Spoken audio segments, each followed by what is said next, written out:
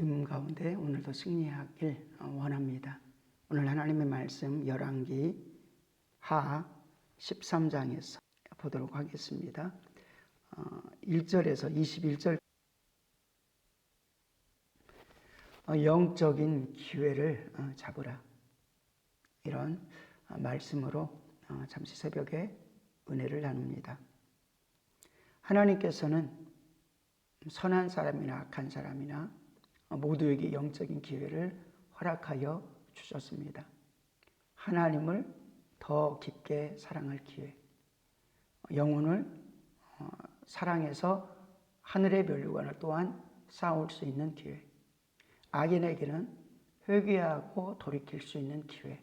그런데 그 기회는 단지 그냥 복음을 증거하는 이것이 가장 소중하지만 이 기회가 주어질 뿐 아니라 그 복음을 부인할 수 없게 만드는 사건들을 경험하게 하신다는 것입니다.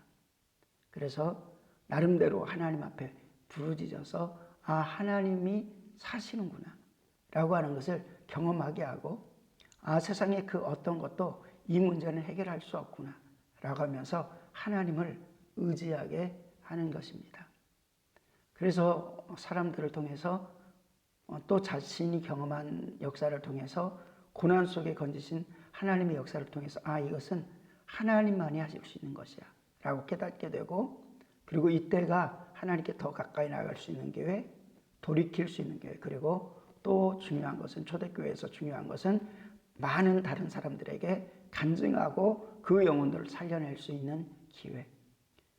베드로가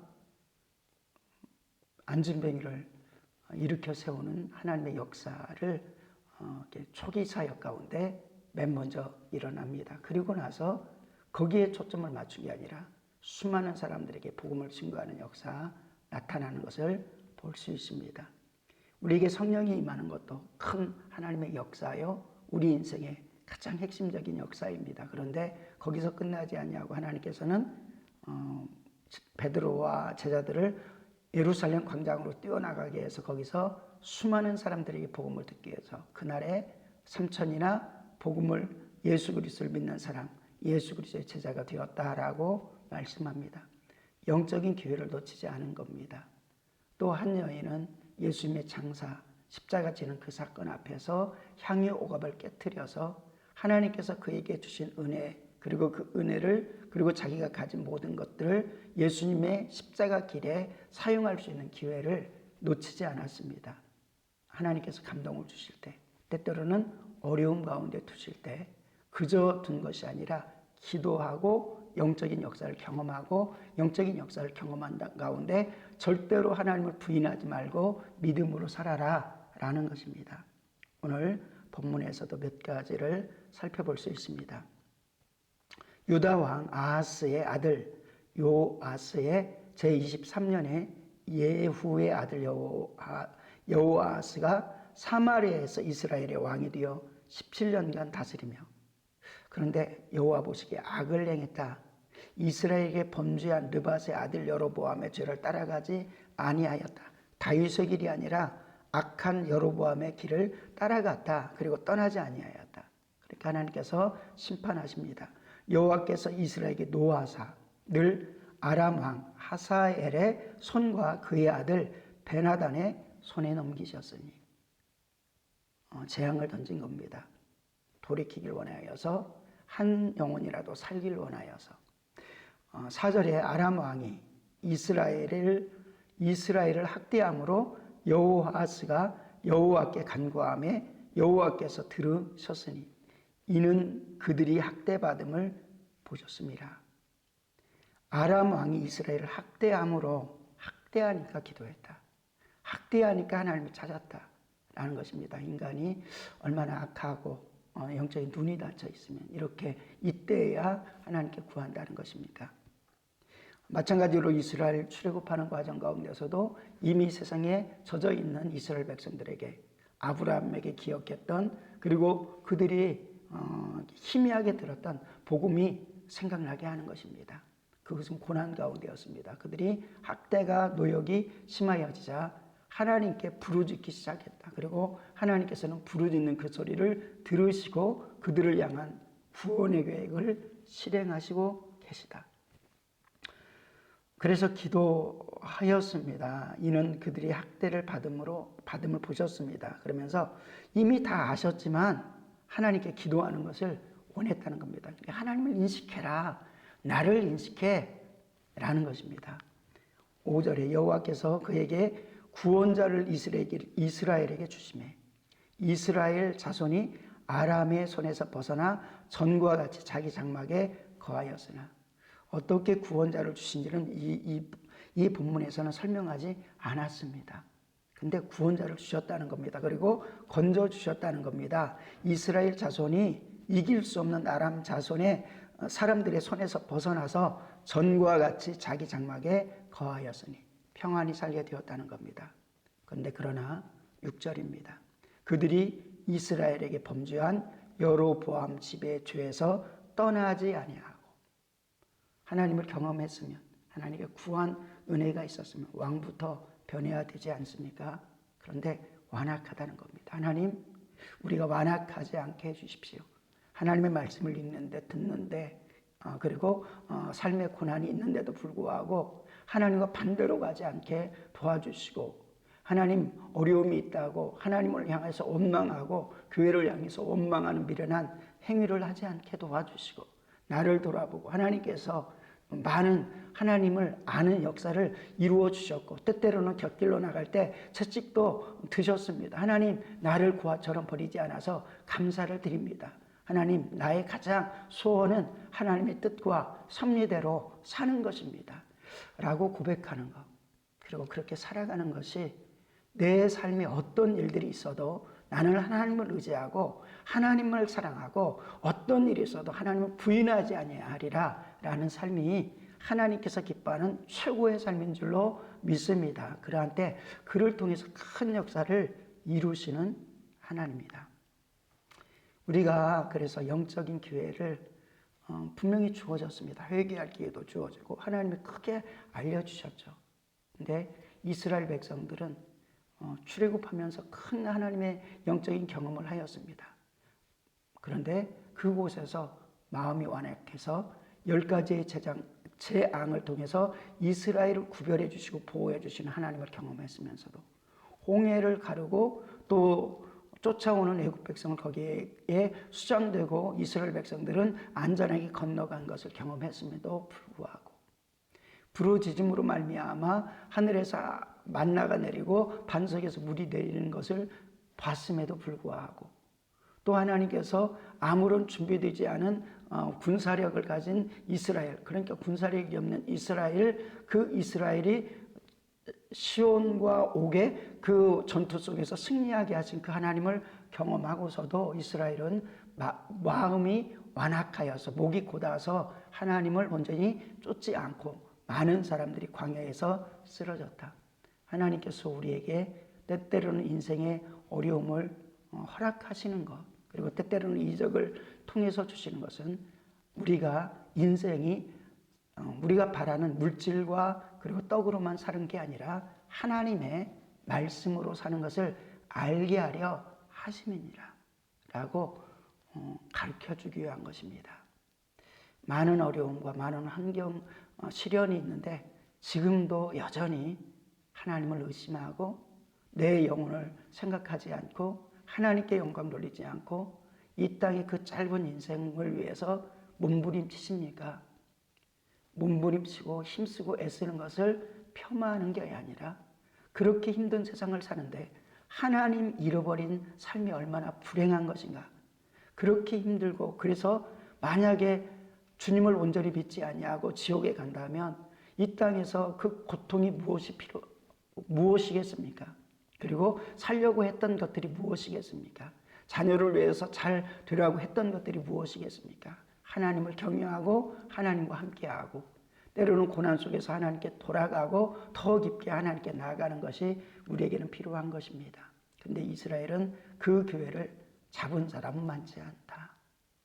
수많은 이적을 봤으면서 하나님의 말씀을 봤으면서 십자가의 도를 깨달았으면서도 불구하고 보여줬으면서도 불구하고 선명히 예수 그리스도의 피를 상징하는 양의 피가 철철이 흐르는 것을 봤음에도 불구하고 그들은 기회를 잊어버렸다라는 것입니다.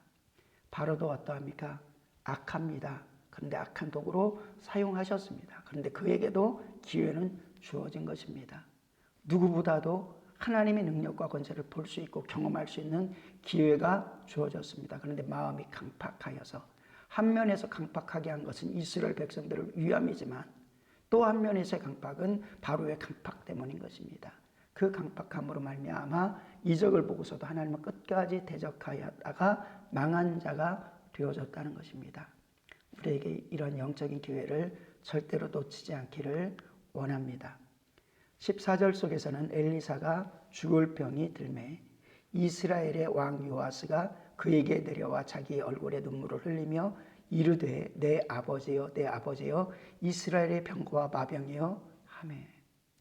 악인도, 하나님을 알지 못하는 악인도 엘리사의 병들매 아파했다. 그것은, 이건 어떻게 보면 슬픈 일입니다. 이런 관계를 가지고 있는 왕이었는데 왜 온전히 믿지 않았을까? 그런데 왜 이렇게 울었을까? 어떻게 보면 자기를 향해서 늘상 저주를 선포하듯이 하는 그 엘리사인데 왜 그랬을까? 그것은 한 면에서는 양심이 요동치고 있었기 때문일 것입니다. 근데 온전히 변화되지 못한 거죠.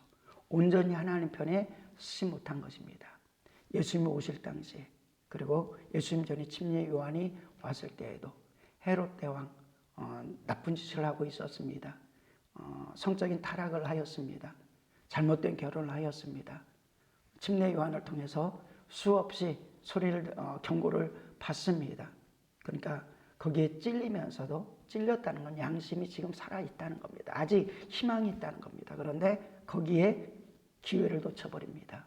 그리고 나서 아내 헤로디아의 충동에 따라 헤롯의 목을 베어버리는 일들을 하게 되는 것을 보게 됩니다. 얼마나 영적인 기회가 있었는데도 불구하고, 그리고 예수님이 사실은 당대에 살았음에도 불구하고 그들은 주님을 알지 못했고 주님을 받아들이지 못했고 자기의 악함을 회개하고 돌이킬 수 있는 기회를 잊어버렸다. 엘리사가 죽을 병이 들었을 때 이스라엘의 악한 왕이죠. 왕 요아스가 그에게 내려와 자기 얼굴에 눈물을 흘리며 이르되 내 아버지여 내 아버지여 이스라엘의 병거와 마병이여 하매. 근데 하나님께서는 놀랍게 그에게 예언하여 주십니다. 지금 고통 가운데 있는데, 나라가 고통 가운데 있는데 엘리사는 죽을 병이 걸려 있지만, 그런데 하나님께서는 이스라엘 백성들을 살리는 역사를 보여주고 그것이 왕을 통해서 일어날 것이다 라고 보여주는 겁니다. 엘리사가 왕에게 이릅니다. 활과 화살을 가져오소서 하는지라. 그러니 활과 화살을 그에게 가져오매. 엘리사와 지금 왕의 관계가 굉장히 어떻게 보면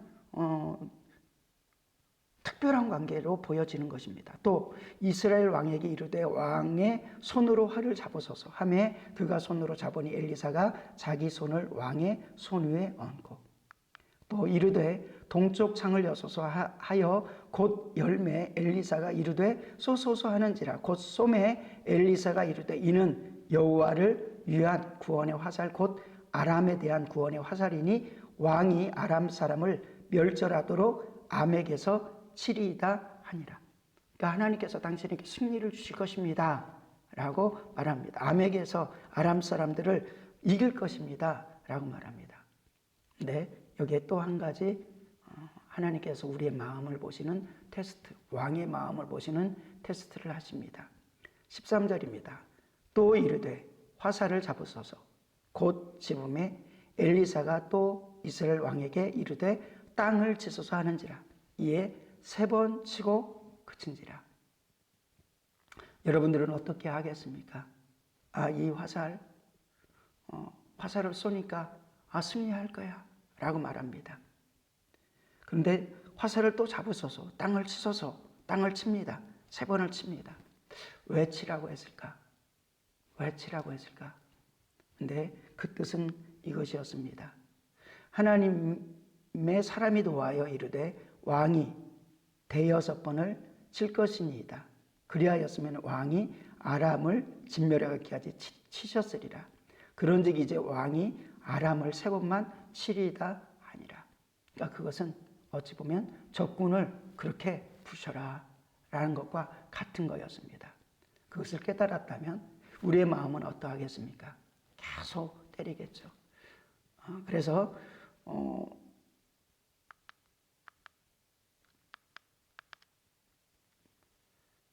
왕이 대여섯 번, 그러니까 하나님의 사람이 노하여 이르되 왕이 대여섯 번을 칠 것이니이다. 그러니까 대여섯 번은 쳤어야 되지 않느냐? 3번. 3번하고 5번하고 뭐 큰 차이가 없는 것 같지만 계속 쳤어야 되지 않느냐? 이런 표현인 것입니다. 우리가 하나님 앞에 기도할 때도 이런 모습 아닌가 이런 생각을 합니다. 좀 더 기도해야 되지 않았느냐? 좀 더 기도해야 되지 않았느냐? 사랑할 때도 좀 더 사랑해야 되지 않았느냐? 그러면 하나님의 뜻이 거기에 이루어졌을 텐데 조금 더 말씀을 사모해야 되지 않느냐? 조금 더 아픔에 대해서 하나님 앞에 울어야 되지 않느냐? 조금 더 했어야 되지 않느냐?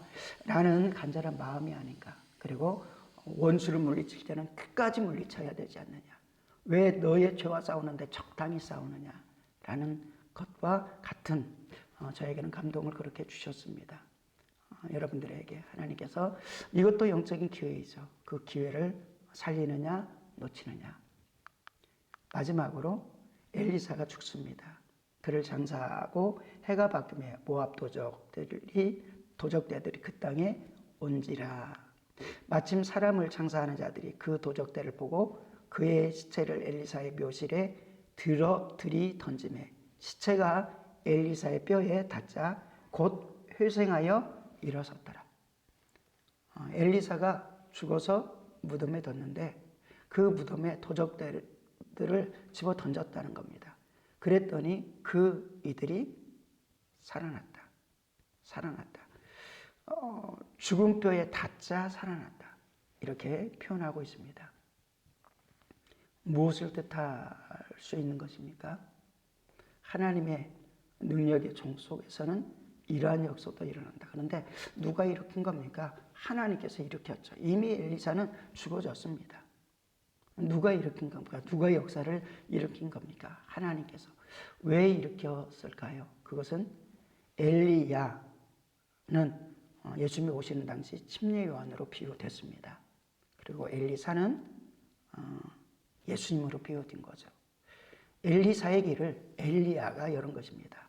예수님의 길을 침례 요한이 열은 것입니다. 예수님이 뭘 하셨습니까? 이 땅에서 33년 동안, 30년 동안은 공적 생애가 아닌 그저 자연인으로서 살았습니다. 그런데 하나님의 아들로서 죄를 범하지 아니하고 우리와 똑같은 성적인데도 불구하고 아담처럼 실패하지 아니하고 사셨습니다. 하나님께 영광을 돌리며 하나님과 교제하며 아버지와 교제하는 것이죠. 본인도 하나님이시니까 그 아버지와 교제하는 겁니다. 보내신 하나님 아버지와 아들 하나님으로서 교제하는 것입니다. 삼위일체로서 교제하는 것입니다. 그리고 나서 구원의 뜻, 십자가의 죽음을 감당합니다. 한 알의 미랄이 땅에 썰어져 썩지 아니하면 그냥 한 알이지만 썩으면 수많은 열매를 맺느니라. 그 길을 우리에게도 행하라 라고 하셨는데 이미 예수님께서 그 본을 보여주셔서 우리는 예수님과 같이 십자가에 연합하고 주님의 부활과 같이 연합되면 우리의 삶에서 날마다 우리도 십자가로 죽어지고 또 영혼을 살리는 역사로 역사하게 될 줄로 믿습니다. 예수님을 만지는 사람마다, 예수님을 말씀으로 만지는 사람마다, 예수님을 내 안에 영접하는 사람마다 소생되리라. 여러분의 희미한 영적인 힘이, 영적인 생명력이 예수님을 더 깊게 만짐으로 그리고 주님이 만져주시는데 그 만져주심에 따라 회생하는 역사가 있길 원합니다. 주님과 친밀한 한날 되기를 주님의 이름으로 축원드립니다. 기도합니다. 하나님 아버지 은혜를 감사합니다. 더욱더 간절하게 도와주시고 더욱더 성령 충만하게 도와주시고 더욱더 영혼을 사랑하게 도와주시고 더욱더 하나님의 역사를 이루게 도와주시옵소서.